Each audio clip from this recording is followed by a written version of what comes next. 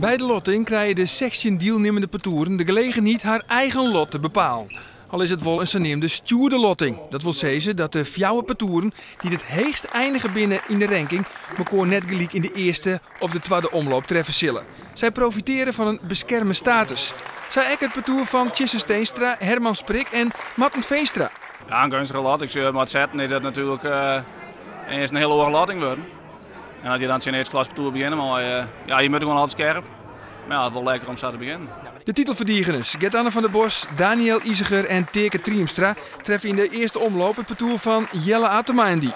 Triemstra rekken Vlien hier blessure aan zijn schouder en waar het heel mooi de PC vervangen toch Jacob Wassenaar. Maar dat scenario sluit Triemstra voor Takkenwaasje uit.